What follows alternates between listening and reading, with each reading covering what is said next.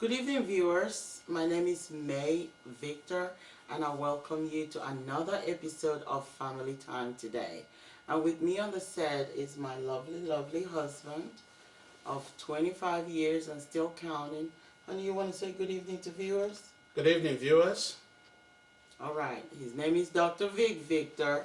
You want me to introduce you, honey? You started it. Okay, Finish it, honey. Dr. Vic Victor, and my name is May Victor, and together we are known as Team Victor because we believe that marriage is a teamwork, and both of us work as a team. So you can call us Team Victor any day, anytime, and we welcome you to another episode of Family Time today.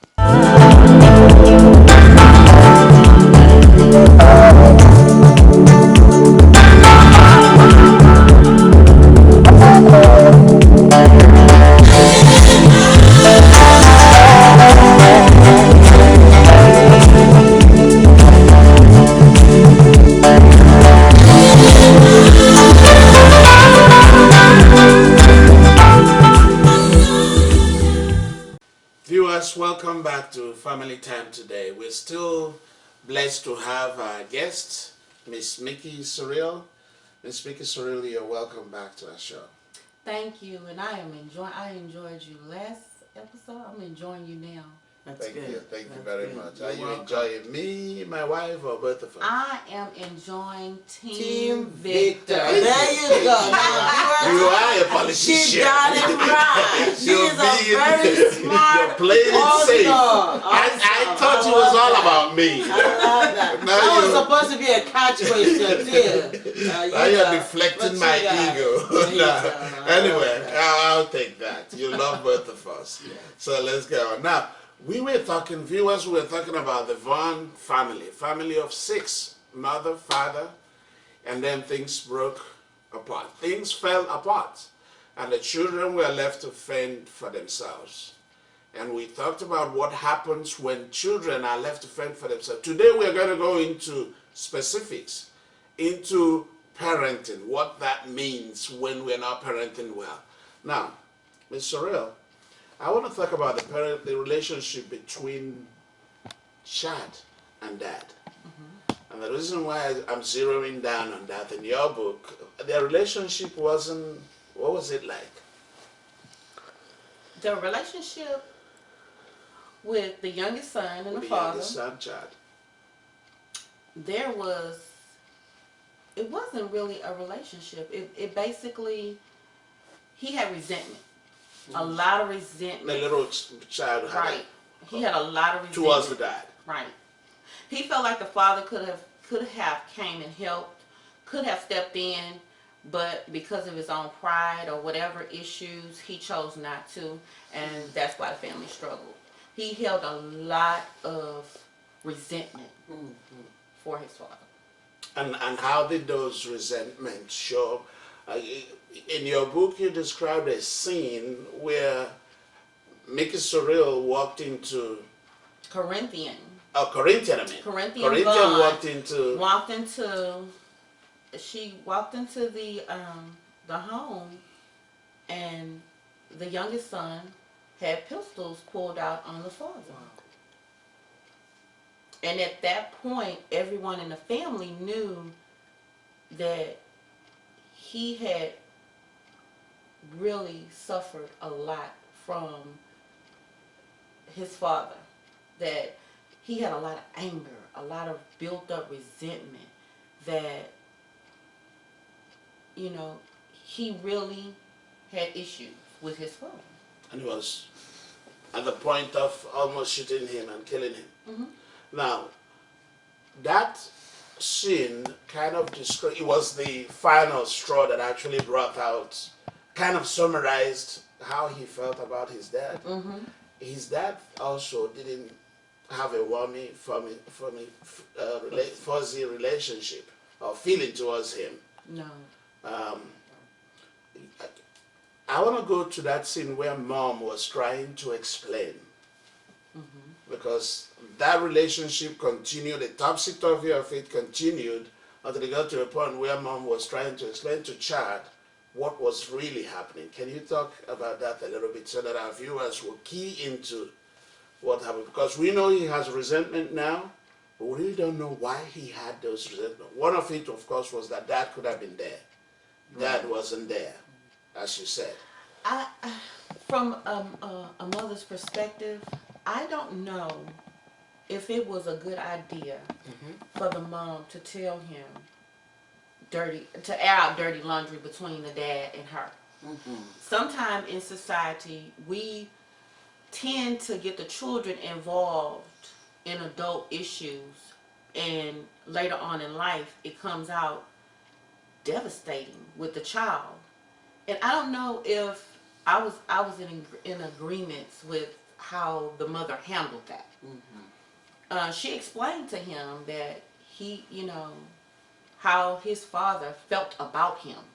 Wow. And that tore him up. It tore him up inside. So I'm not really, I can't really say that I would have handled that like that. I'm not going to sit up and tell the bad, but I'm not going to sugarcoat anything either. And I feel like with anything, if there's a problem, our parties sit down together and talk about it.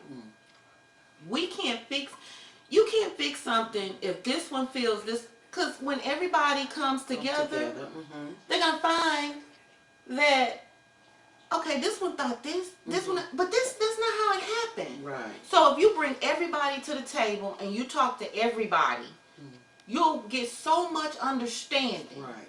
And even if you don't get understanding in, you're still at the table where you can work out an understanding. Right.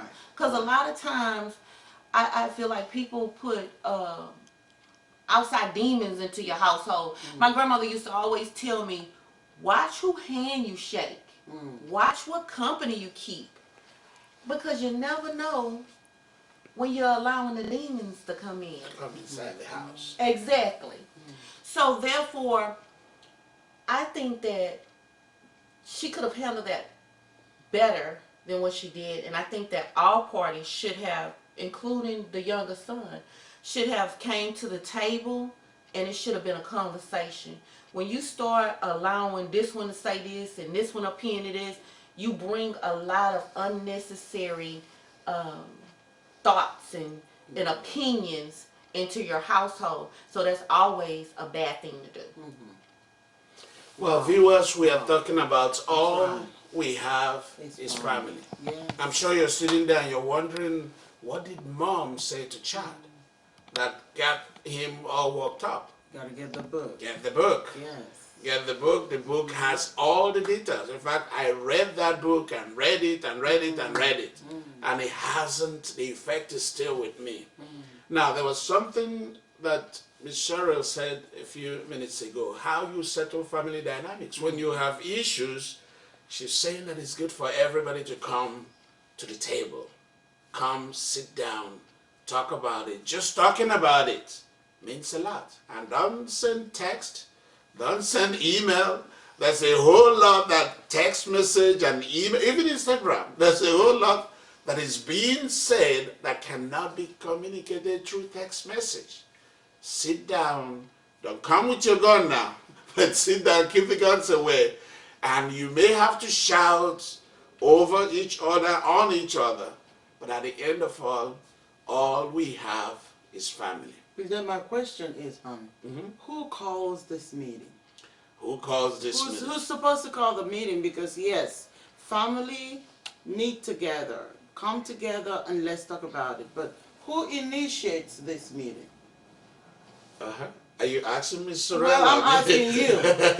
I'm asking you. Who initiates? initiates? In our dynamics, it is the father, it is the husband, it is the head of the household that initiates this meeting. He's the head of the household. And we're going by the Christian standards. You may have a different culture, you may have a different, but whoever is the head of the family has that obligation, and that's what we're talking about. When things has fallen apart, Dad is not there to call meeting. Because he's gone, even if he calls meeting, nobody's coming to that meeting. Because he's not doing his responsibility. So that's why I said, are you talking about us? In our relationship, in our dynamics, because I'm there, if I call meeting, everybody better show up. They do show up. Yes. But if you are living with another woman, you've left, you're not taking care of those children, you better not call meeting because they may be coming to get you. So that's why we are saying all we have is family. That's right.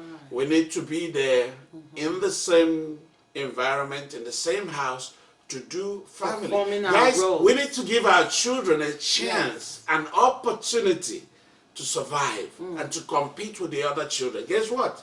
Your kids are going to be competing with my kids that grew up with both of us, encouraging them, building them up, and being stable, and you were not there to encourage them. There's no competition. That's why you have imbalanced kids, kids that are raised up, and someone at 40, at 50 is still saying, where is my dad? That's why you have those issues. A man is married, he has children, but he's still missing his dad because dad left when he was 15. Viewers, this is very intense, Ms. Sorrell. Thank you for so far for what you've been telling us, what you've been sharing with us. The book is on our website. You can get it. If you haven't gotten a copy, you can call us. You can. It's also in Amazon. You can get it from Amazon. All we have is family. That's the title, and it was written by Miss Mickey Sorrell. Oh, and Mr. Victor, I would also like the viewers to know. Also, hit me on Facebook. I'm on Facebook. If you having a hard time purchasing a book, you can inbox me. My team will send it out to you. We have no problem with that. And I would like for people to get on my fan page and tell me after you read what you got out of the book. You know, tell me your opinion about what you felt as far as the book is concerned. And if you have any questions, you know, get on my fan page. I read it and I answer my fan mail. Viewers, you've had it. If you need to contact Ms. Sorrell, she is on Facebook. She has a fan page on Facebook. We will be right back. Together Forever is a team of marriage mentors and relationship coaches dedicated to helping singles, couples, and families to maximize their potential. Call us for all of your family enrichment seminars, conferences, picnics, and workshops. We speak at churches, clubs, association groups, and companies. Call Together Forever at 713-498-6211.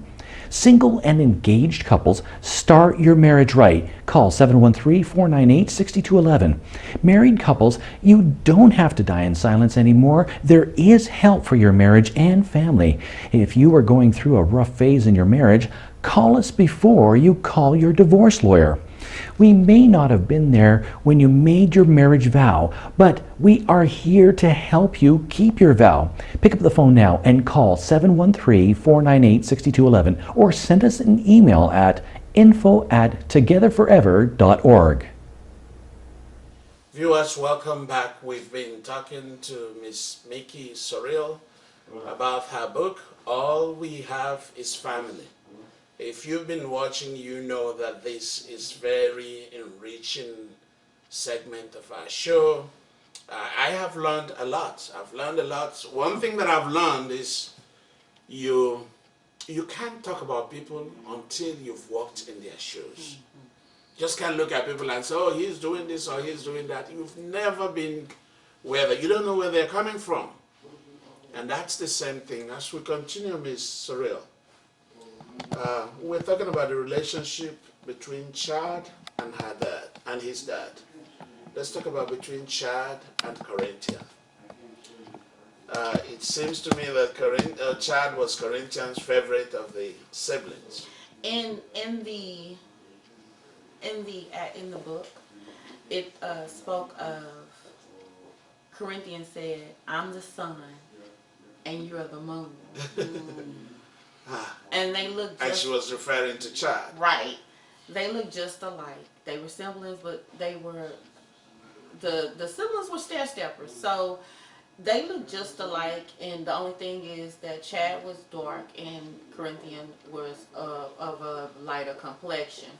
So in most families, the oldest and the youngest is just their relationship is just you can't tear that relationship apart no matter what. That's right. So to her, that was her baby. That was he was mischief. She knew it. She knew that he got in a lot of stuff, but all in all, that's her brother. That's her baby brother. That was still her favorite. Now talk about, I know that this was a very intense scene, segment of the book. Talk about it, Chad. Chad eventually got killed. Talk about walking, how when Corinthian walked in or heard about Chad's death. She didn't know what to do. She just, it was like shock. It was like, are you serious? Are you for real? You know, it took time to even sink in or grasp he's gone. And her part was that, you know, he's 16. He's a baby. Not old enough to die. Yeah. Too young. Too young. What could he have been? What could he have been in society? He didn't get a chance to father a child. He didn't even get a chance to experience love. You know, and now He's gone. he's gone. Viewers, we're still talking about what happens when families fall apart or when things fall apart in a family. Mom and dad went their separate ways. Daughter got pregnant. Children got into drugs. And now we're talking about the last son being killed. And we're not giving you the whole details of how Chad got killed. Again, if you need the whole detail, go to our website. The book is there. You can get a copy for yourself and read these stories. These are life-changing stories. The good thing about it is that Miss Corinthian, the alpha dog of the family, is still standing. Made it through all this, and she's still standing. And that's the theme, or rather, the summary of the book. That she went through all this, and she's still standing. So if you're going through whatever you're going through, I know some of us are sitting there and they're saying, "That's my story. How am I going to survive? That's where I am right now." But we have a true story about a family of 6, and the alpha dog is still standing. She's a strong character. She's the love of the family. She's the strength of the family. And she made it. It all started with husband and wife deciding not to be husband and wife again. It started with parents, father and son and mother, deciding not to parent and co-parent together, doing it apart. And that's why we encourage us to stay in our marriage. It's not about you once you get married. It becomes about you, the children, the society, the church, the community, and generations to come. Now,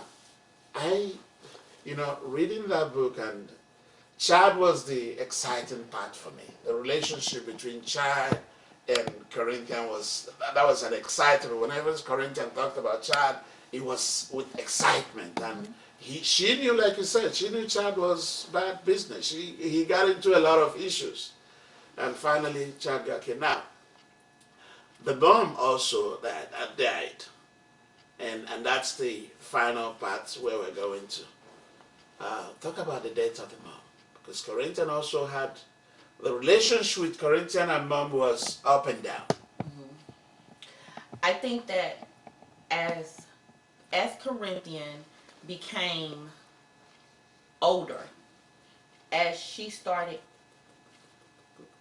not so much, we put the blame game, we do the blame game.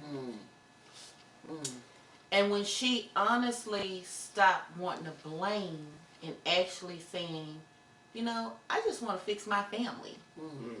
I just want my family to be together. I just want to actually have my family. I just want to fix what's broken.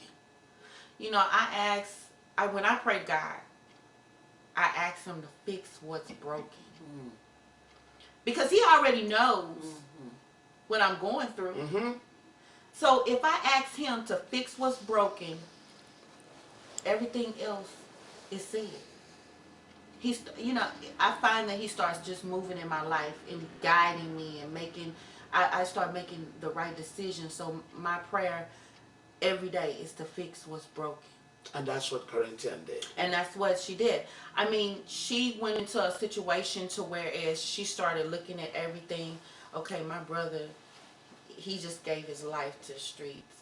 My mom, she is at a place where she can't, this was her youngest son. And, you know, a parent is, a child's supposed to bury the parent. Yes. So to have that reverse role, it's like, wow. For the mother, Corinthians started seeing that the mother was starting to actually have regrets of some of the choices that were made, some of the things that were going on. So then that's when she stepped in, and the mom and her started having a bond and started building a closeness. So they started fixing the brokenness together. Mm-hmm. I think that, I don't know, Mr. Victor, if in today's society, people are so quick to throw away a marriage. I really believe that. My grandparents were together 68 years in total. Wow. Yeah, they dated 3 years, and then they were married 65. And I know in 68 years, there was a lot of trial and tribulation. That's right. Of course. But at the end of the day, they stuck with it. They stuck by it. They found ways. We never knew when it was a problem. We never knew. And I'm pretty sure but that was the old school upbringing. On Sundays, you sat down and you had dinner together. In the evenings, you had one meal that everybody sat down and we found out what was going on in the course of the day with that person. A lot of that, I think a lot of the problems that we have today is because we have strayed away from the traditions. We've strayed away from the traditions. And that tradition for a lot of us is enshrined in God. There is always church, spirituality, right. Christianity, what God has said for us to do, family, how you do family, staying in marriage. Those are the things we have strayed away from. And when we do that, things start falling apart. Viewers, we've talked about stories and segments and episodes of people, of scenes, of things falling apart. But the bottom line is once marriage fall apart, things happen. We'll be right back. Together Forever is a team of marriage mentors and relationship coaches dedicated to helping singles, couples, and families to maximize their potential. Call us for all of your family enrichment seminars, conferences, picnics, and workshops. We speak at churches, clubs, association groups, and companies. Call Together Forever at 713-498-6211. Single and engaged couples, start your marriage right. Call 713-498-6211. Married couples, you don't have to die in silence anymore. There is help for your marriage and family.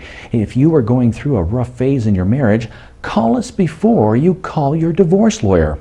We may not have been there when you made your marriage vow, but we are here to help you keep your vow. Pick up the phone now and call 713-498-6211 or send us an email at info@togetherforever.org.